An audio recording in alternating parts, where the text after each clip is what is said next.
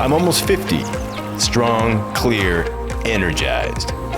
Training hard, living clean, fully alive. But it didn't start here. 30 years ago, I was diagnosed with multiple sclerosis, and I felt hopeless. But I chose a different path. No meds, just science, discipline, and results. Now I'm symptom-free and asking the tough questions that move us all forward. This is Hope and Health. Let's go.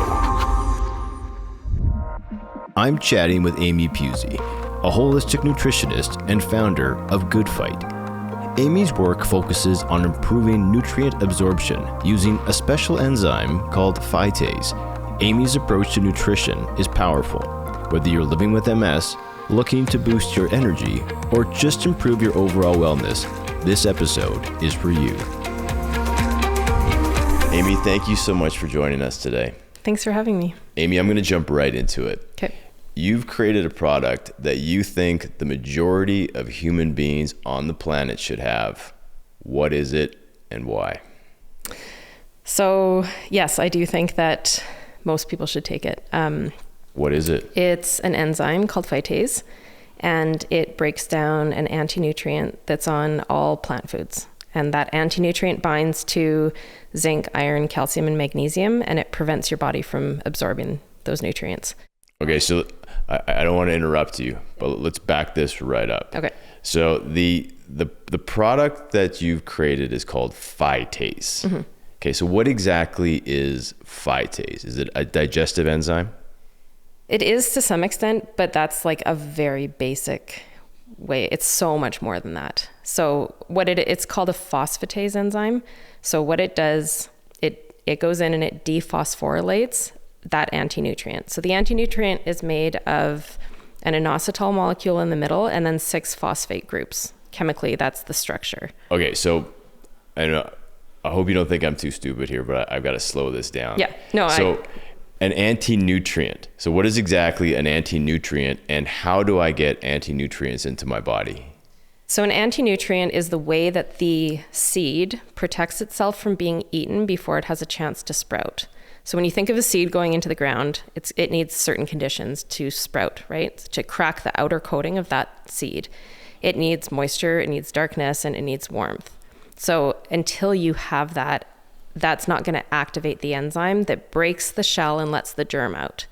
So the seed, just like an animal that's running away from its prey, it's protecting itself from humans from being eaten.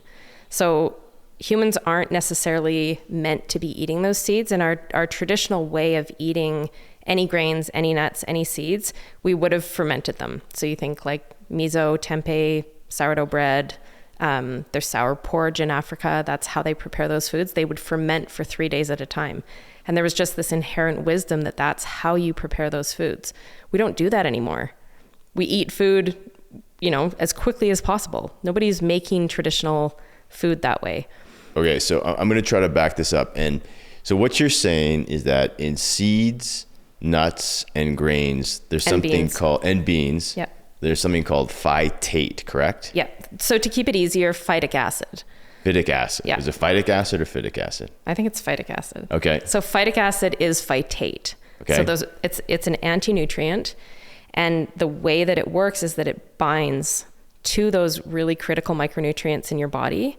It's the way that the plant is killing us from the inside, basically. And I'm not saying plants aren't good to eat. Right. But they have ways of defending themselves too. You think about mushrooms are toxic or there are plants out there that are poisonous. It's the way that they protect themselves. So the seed, the anti-nutrient binds to those really important micronutrients in your body, and it prevents your body from absorbing them.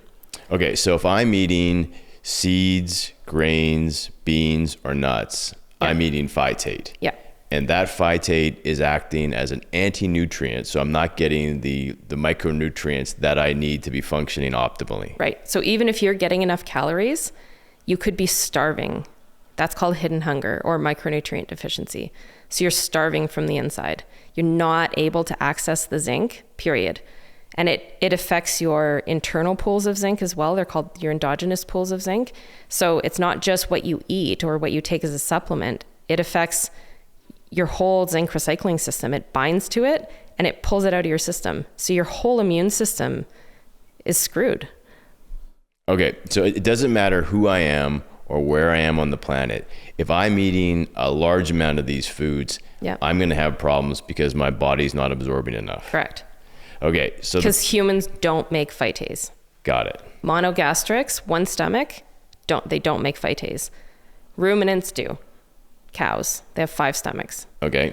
They can handle it. So if I'm on the MS Hope protocol, I'm on the best bet diet, I'm exercising, practicing mindfulness, making sure I have optimal doses of vitamin D, why do I need phytase? So the best bet diet, does it have grain in it? I don't know Very little. Very little. Okay.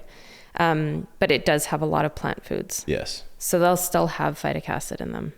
Beans, nuts, seeds, any of those, they're all still high phytic acid. Okay, so phytic acid is the bad guy. The bad guy. Yep. And there's no other way to get rid of it unless you use phytase? So you can ferment, you can soak, you can sprout, you can heat, and that will deplete some of the phytic acid, but not all of it. So you really need to be doing super doses of phytase to completely break down all that phytic acid. So more or less, to break this down really simple, phytic acid is like a poison. Yeah. And we don't know exactly what disease is going to manifest in someone because of this. Right. And then once I take the phytase, it wipes out the phytic acid. Yeah. I'm now absorbing all these micronutrients, getting optimal, say, zinc in my body. Does that make sense? Yep. And I should, in theory, start getting healthier no matter what I have. Right. And I can't say that, I mean, it's not a cure for everything, but it's had, like, there's quite a bit of research out there on how if you break down all that phytic acid, you're then absorbing more protein, you're absorbing the micronutrients, you have access to the phosphorus that is needed for DNA repair and for ATP. That's your energy. ATP is your energy. So Amy, what's your background? So we have a good sense of like why we should trust this information coming from you. So I started in nursing at the University of Alberta. I did 3 years of nursing and then I switched into nutrition. So I worked as a nutritionist for 9 years. So that's my training, is more in nutrition. So you've been in this space, nutrition, health for a long time. Yeah. And you have the ability to research. Yeah. Yeah, I'm kind of a nerd. I really love to read research papers. And now with ChatGPT, you can digest it all so quickly. Right. But I mean, when this all started, I was just reading research paper after. I'd stay up all night and read research papers. So how do I get phytase? Is it an injection? Yeah, so it's a capsule.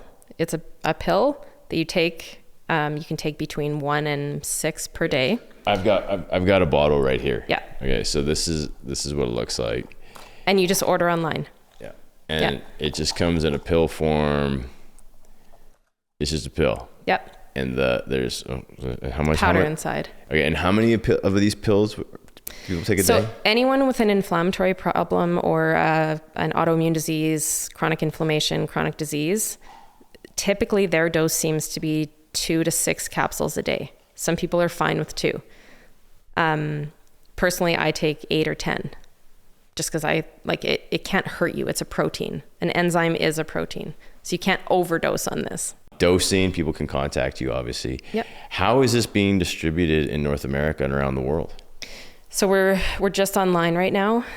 In the US, we have it on Amazon.com, and we've just got it on our website. People anywhere can order it. We can ship to almost all countries. Some of them, I believe Germany and Ireland right now, and Mexico won't allow it in. Okay, and what is your website? Goodphyte.com. So Phyte. So goodphyte.com. Yeah. But you can't get this in certain countries. Why? We don't know yet. We haven't had the capacity to kind of investigate the regulatory hurdles there. We know that it was just approved in India. It's approved in the US. We're a week away from getting a high dose NPN number for Canada. We already have a low dose NPN for Canada. And we just got approval in Greece as well with the FDA there.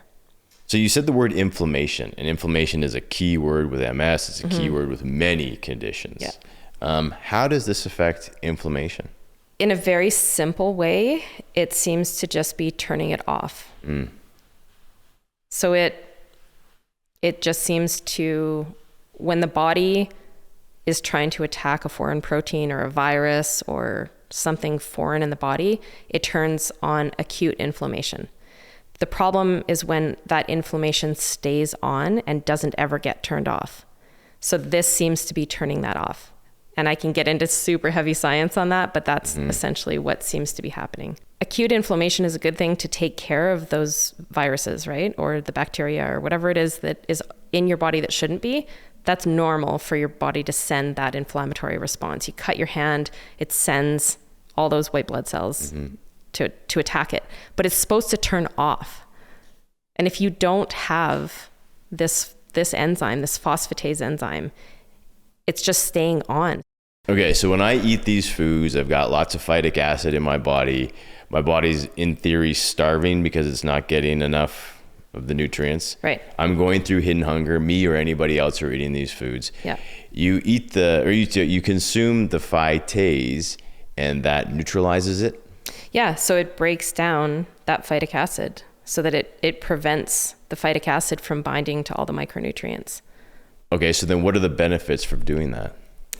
So then you've got access to the zinc, to the iron, to the calcium, to the magnesium. So all of those micronutrients are so critical in your body. Like you think about, so anemia, iron deficiency anemia, there's so many people that are anemic, right? Globally, 3 billion people are anemic.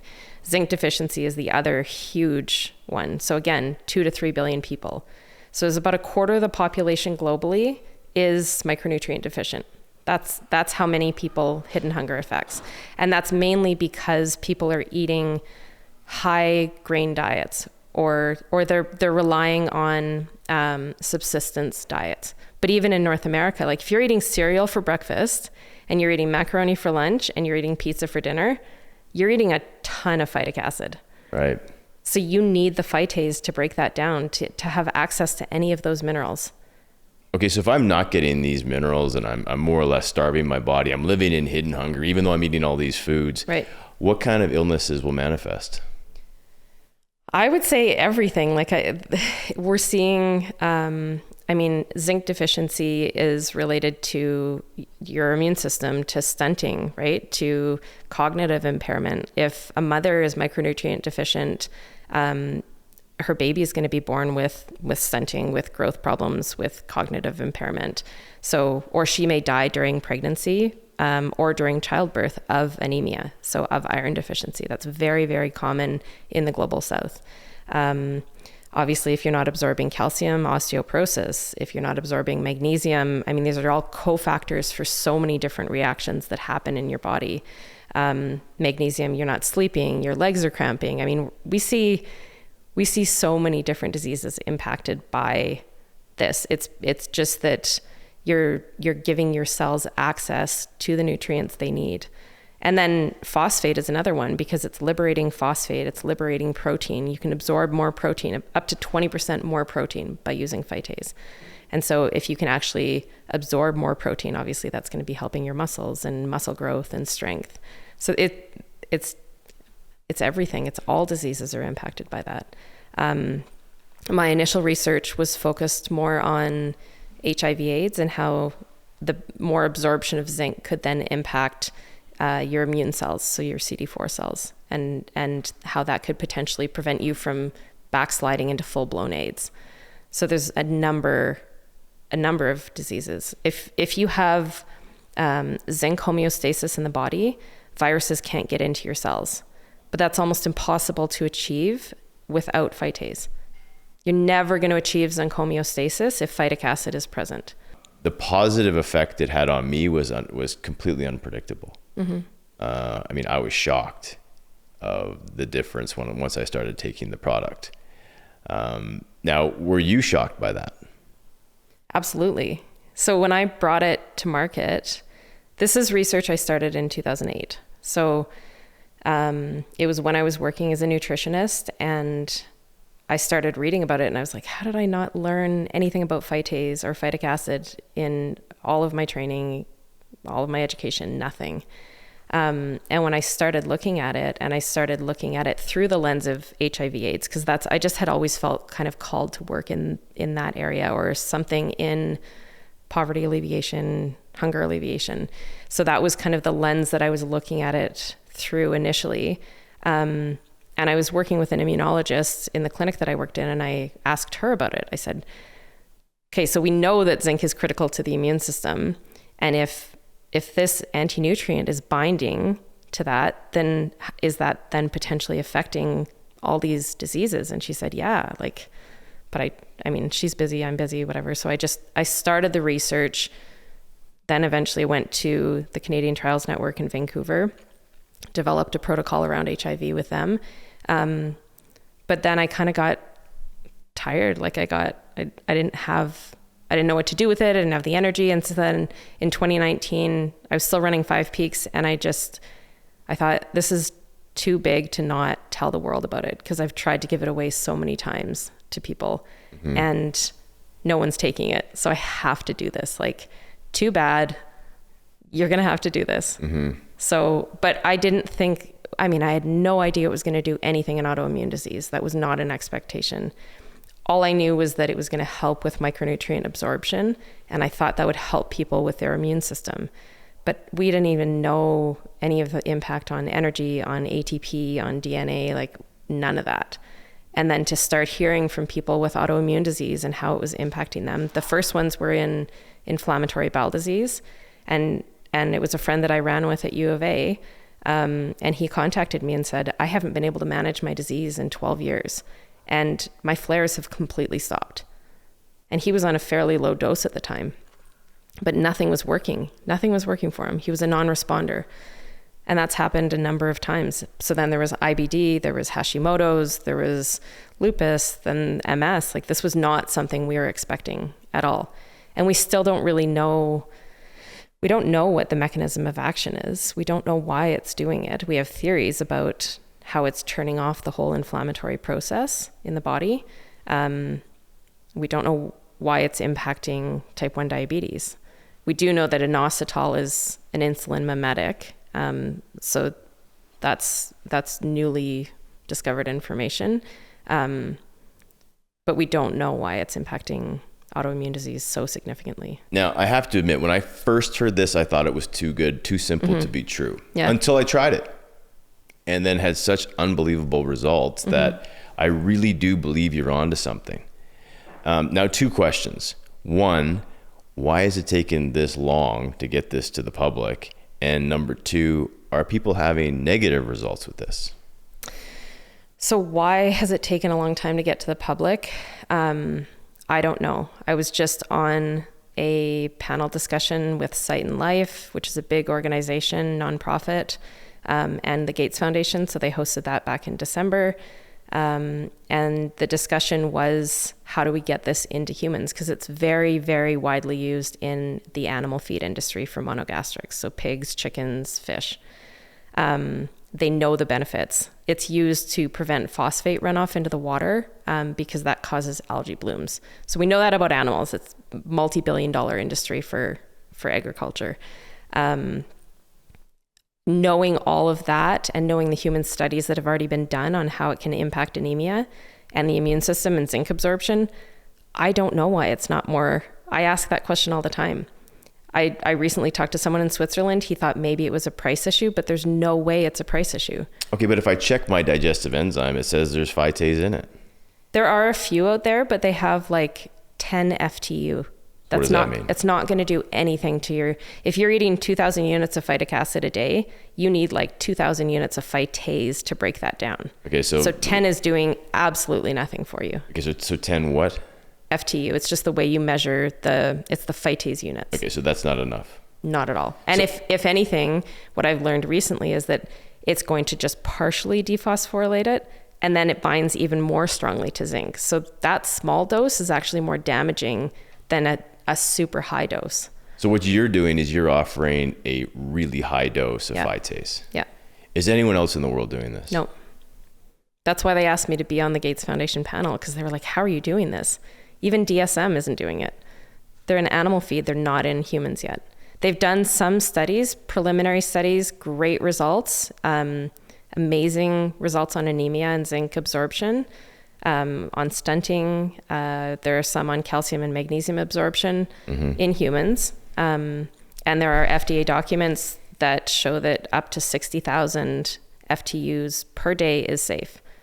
We've had 3 different people do the calculations on those published documents. The World Food Program, WHO, FDA has published a document that states 60,000 per day is safe. And our capsules are 800. Okay, so I went public with this almost a year ago. Yeah. And there was a flood of people who had similar experiences that I did. I mean, for me, they were very dramatic, more energy, my body temperature, my ability to regulate body temperature changed, sleeping through the night. Eye color had changed, skin has changed as well, so strength has changed. Now, but there were people who had negative effects. What's going on there, and how do we explain that? I don't know if there's an interaction with the medication. Again, in that document, it doesn't show any interactions with any of the medications. So, but if there's some kind of, it's causing you to absorb more of the medication, like we know it can cause, if you take zinc, high doses of zinc and phytase together, you would get really nauseous. Like people get nauseous just taking zinc by itself, right? Same with iron. So if you're taking phytase with that and then you're like super absorbing it, maybe there's a negative effect there. Or maybe if they're not taking high enough doses, then they're only partially breaking down the phytic acid, and maybe it's binding to something else. I wish I could answer it, but I don't know the answer to it. What you're saying is hidden hunger and the need for phytase is far bigger than the MS community. Yeah. How big is this? So on the human health side of things, again, 3 billion people. So a quarter of the world is micronutrient deficient. And that's just an estimate from the World Health Organization. So if you could get phytase into 3 billion people and they could absorb all of those micronutrients, think of all the diseases that could be impacted by that. So we see these videos of planes dropping off huge bags of corn and all these types of foods that are incredibly high in phytic acid. Yeah, exactly. This actually could be hurting people? That's the thing. So USAID drops off this big corn soy blend, and the calculation I did on that with Dr. Harlan and Dr. Oberlease years ago is that they're probably eating around 2,200 units of phytate per day, the phytic acid, the bad one. So you think about a refugee camp and the cholera outbreak there, and they're just wiping out their immune system with this corn soy blend, right? Because they're not fermenting it. They're not spraying it with phytase. They're not depleting the phytic acid. It doesn't matter if you've added micronutrients to that. You can't absorb them. So yeah, I think it's huge. And then there's 400 million people with autoimmune disease, and it's on the rise. Every one of us knows somebody with autoimmune disease. But it just seems like such a simple story here. Yeah. You've got all these plants and grains and all this life protecting itself from animals trying to survive by creating phytic acid or phytic acid. Yeah. And humans, it just seems that this is causing us damage on let's just say a small incremental level that slowly starts to add up. Yeah. And it's not, so I want to be clear that it's not that you can't eat phytic acid. So all of those plant foods have phosphorus in them. We need that. We need that for ATP and DNA and bone health. So don't cut out plant foods. Just make sure you're breaking down the phytic acid. That's it. See, if you want to ferment it, you want to sprout, our gut bacteria can make very tiny amounts of phytase. But if you've taken antibiotics, you've got stress, you've wiped out that good gut bacteria, you're not making any. And even if you're optimally healthy, you're not making enough to break down all the phytic acid in the diet. So unless you're eating porridge, oatmeal, as a fermented porridge, all that phytic acid is still present. For me, it's hard to get my mind around the size and the scale of what you're saying. Yeah. If this is true, we're talking about billions of lives can be influenced in a positive way by implementing phytase into the food system. Yeah. The one analogy I have that comes to mind for me, it's how folic acid was added to grains. Yes, exactly. Yeah, to cereal, it should be added. So there are groups that are working on trying to make a heat stable phytase that can be added into food. At Cornell, all over the world, they're trying to add it into food systems. We just had a call the other day with Sight and Life, and they're working on adding it into like staples in the diet. They can flour, corn, porridges. But the thing is that then if you cook it, it destroys the enzyme. So we chose specifically to go with an enzyme, a pill that you could just swallow to make sure you get that whole dose. And even for my kids, I just open the capsule and I sprinkle it on their food, or I put it on like a teaspoon of whipped cream or something that they like. So if I'm watching this, I'm listening to this podcast right now, this makes sense to me. I can understand that there may be some serious problems by eating certain foods, plants, seeds, nuts, grains, beans. I want this. The only place I can get this safely is you. Yeah. And that's it. Yeah, no one else. That's why Gates Foundation asked me to be part of that panel, because nobody else, there are no commercial products on the market for humans, period. So Amy, this should explode.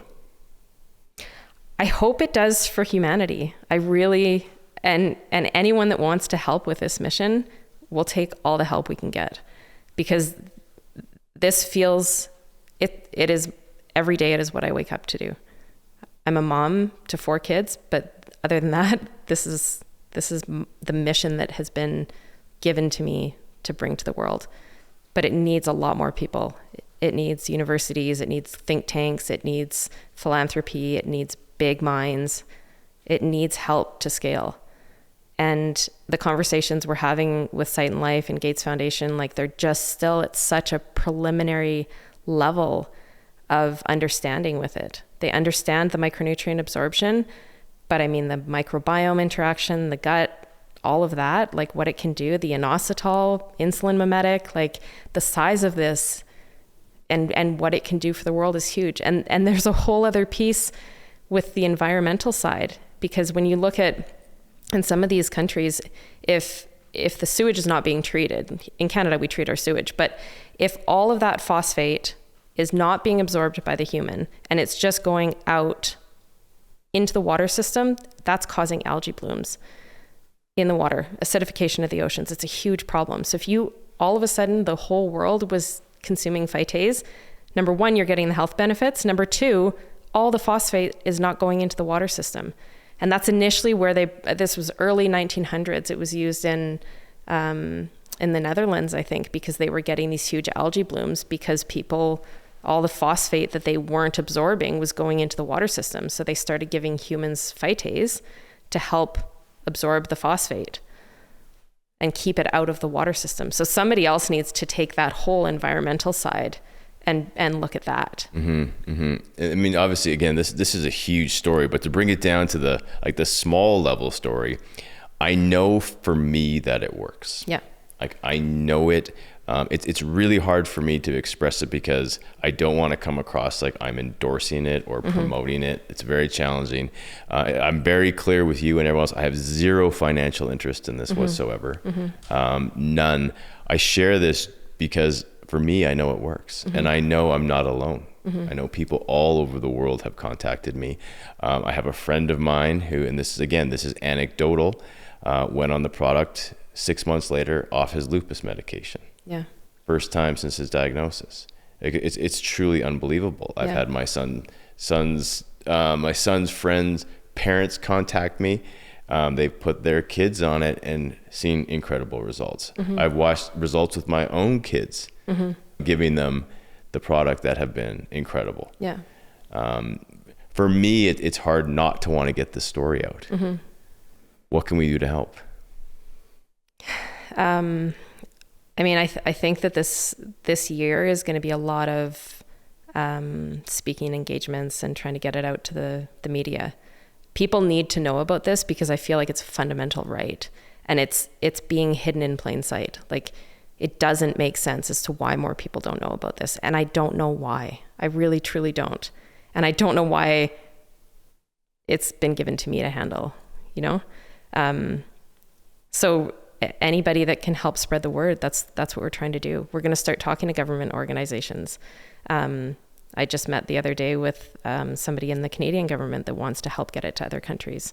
So there are going to have to be conversations with NGOs, but also with governments, and they have to put it into their policy. They have to start fortifying their foods with it. And this needs to be something that everyone in the world starts taking for health. It will completely revolutionize our health. Well, I guess you have two options. You either, if you're going to eat the foods with high phytic acid, which you should be, you've got to have it. But can you also have a diet where you don't eat a lot of phytic acid and be okay? Yeah, so you can get phosphorus from meat. So if you were to, I mean, I know there are a lot of people with autoimmune disease that are on kind of like a carnivore meat and fruit diet. And they seem to do really, really well. And obviously that's because they're not eating all these inflammatory foods. So you absolutely can. I just want to be clear that I'm not saying don't ever eat any of these foods. You just have to be able to break it down. They can all still be good for you. Plant-based is great, but anybody who's vegan, if you're not breaking that down, you see somebody go vegan and they just look terrible unless they're really working hard at all the fermentation and everything.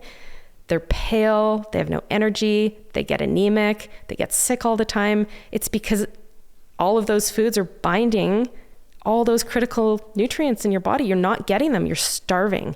Even if you're getting the calories, you are starving. And it just seems so obvious to me from just an evolutionary perspective. Yeah. I mean, human beings sometimes forget that trees and plants and other animals are trying to survive just as much as we are. Yeah. And the plants and the grains and the beans, they just got clever. They can't run away from us. They have to do it very slowly and strategically from the inside. They created a poison. And so do other animals outside of humans die from too much phytic acid? We're the only ones. So if you look back in the fossil record, 10,000 years ago, with the advent, 10 to 12,000 years ago, with the advent of agriculture, when we stopped hunter-gathering, when we stopped trusting that food would always be available to us, and we started planting crops, monocrops, we look at the fossil record, that's when all the diseases of civilization started. So once we started upping our intake of phytic acid, we just got sick. Because to me, and there's a spiritual side to this, we stopped trusting God, the universe, that there would always be enough food. So these monocrops came up, right? If you read Guns, Germs, and Steel,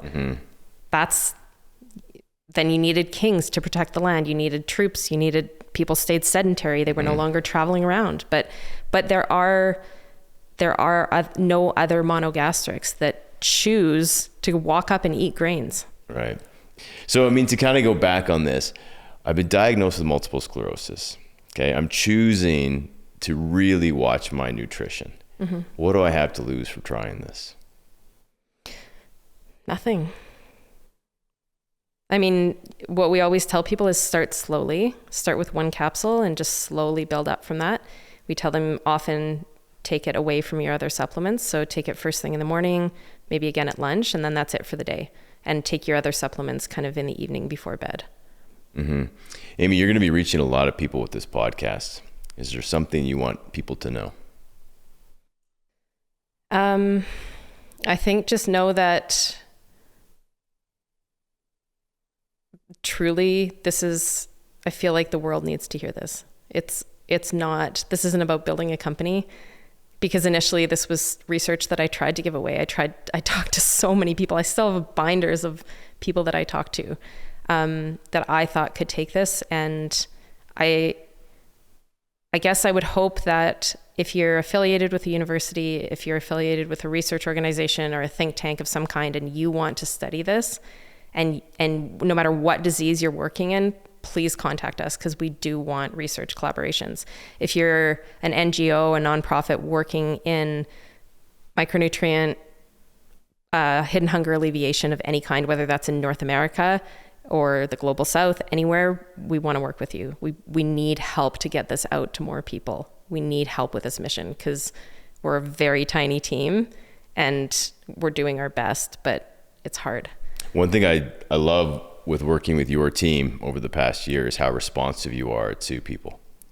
So when people contact me or when they reach out, we send them to you and you answer questions. So if someone's watching or listening to this podcast and they want to try, you can go to goodphyte.com.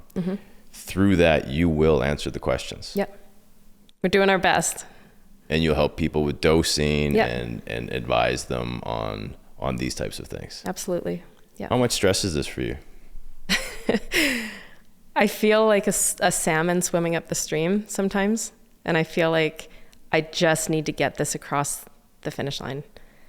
And I don't know who I pass it to next, but I feel like, it's exhausting, to be honest. Like, I don't know what I do without phytase because I need that for energy to do this. But yeah, it feels like a very heavy burden, to be honest, but I don't feel like I have a choice in the matter.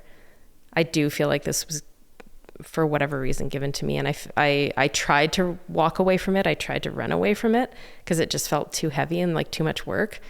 But I can't know this I can't know this now and not give it to the world. That just feels wrong to me. It feels immoral to not do everything I possibly can to get this out there. Well, we met just over a year ago. Has there been growth since then? Huge growth. Yeah. So already in 1 year, things are going. Oh yeah. We grew 550% last year. And I think a big part of that, honestly, was in the autoimmune community. Well, the word gets out there. Yeah. And if people are doing better, they tell the story. Yeah. And a big part of it is word of mouth. And you just, a lot of people, it sounds like I'm selling snake oil because it does so much. But if you think about it, if you zoom out, get away from all the science, if you zoom out, it's just, you go back 300 years, they didn't know why they were fermenting their food. There's just inherent wisdom in the way foods are prepared. And this nutritional anthropology course I did, somebody walked into a village and said, why are you taking these potatoes and grating them all the time? They said to the women, like, what a waste of time. Just put them in the pot and cook them. Why are you doing it that way? And they said, well, I don't know. We don't know. So they started putting it in the pot and cooking it that way. And everybody died of cyanide poisoning. Right. So there was inherent wisdom. I don't know how they knew it. I don't know how they knew to ferment their food, why sour porridge existed. I mean, you look at African sour porridge, it's like beer. That's how they prepare it for 3 days at a time. So zoom away from all the molecular chemistry, all of it. It's just the way we would never be walking in a field and think, I'm going to go pick up that wheat and chew on it. Agreed. But I think people in today's world and how we access food and current food systems, it's very hard, I think, for people to get their heads around the fact that a grain, a bean, a plant, what we're told is good for us, might have something in it that's very bad for us. But you have to look at the FDA, you have to look at those food systems and who is funding the research and who the dairy industry, the agricultural industry, like the government wants to stimulate the economy. Right? And we have a wheat basket in Canada. The monocrops in the world right now, corn, soy, wheat, rice, like that's the way to feed the masses. And you can eat those. So Gates needs to hear this because they're promoting plant protein, but all of those foods are so high in phytic acid. That's okay, but you need to be adding phytase to these people's diets, or it's just going to wreck their immune system. So it's okay to go plant, but we need to be treating this properly. You need to be able to break down that anti-nutrient, and we can't ignore it. Now, you brought up the Bill Gates Foundation a number of times. Why is that important? So I knocked on his door once, a long time ago, and I think for what he's trying to tackle in terms of malaria, TB, when I was working with the Canadian Trials Network on the HIV stuff, they are one of the organizations that is trying to address some of those huge issues. Specifically with malaria, you can't give iron in a malaria endemic zone because it makes the parasite it makes you more prone to contracting malaria. So this is a very simple, eloquent solution to that, because you can absorb the iron out of your food without dosing iron and killing people. There's a study called the PEMBA study from 2003 where they just blanket gave everybody iron, and it killed so many people and hospitalized so many people because they were then contracting malaria. So you can't just give iron, and it causes so many problems. People that take it, they get constipated, it causes gut problems, but you can give phytase and then you're absorbing the native amounts of iron out of your food. So I think the Gates Foundation needs to hear this. Bill Gates is looking for these solutions, and this is a big solution. So if I could ask for anything, it would be to speak with him. One day I will sit down with him and we will have a conversation, and I will show him my research, and he'll be like, oh, thank you. This makes sense. I've been waiting for you to bring this to me. That's my dream. Okay, so if you had a magic wand right now, what would the best case scenario be right now and for the next decade? To talk to Gates, to partner with him, and to scale this so that we work tirelessly to get it to as many people, however that needs to happen, whether we partner with Nestle or governments, this needs to be given to more people. More people need to take it. And it shouldn't be costing them money. It should just be part of our food system. Amy, what does hope mean to you? I think hope and faith are intertwined. I've had a number of people tell me hope is not a strategy, but I couldn't disagree with that more. I think it's the only thing that keeps me going. And my faith, knowing without a doubt that this is, I don't question this at all. I don't know where it's all going to go. It's like watching a movie sometimes, but I know this is my mission before I die. So I have to have hope. I can't give up on it now. Amy, you're doing fantastic work. You've changed my life. I know you've changed the lives of people all over the world. The work you're doing is incredibly important. We're going to follow up with you. We're going to see how this journey continues to go. Again, for anyone who's watching or listening to this, please go to goodphyte.com for more information.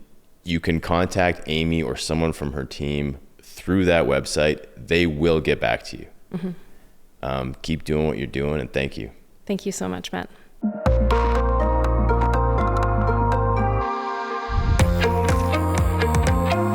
Thanks for joining us.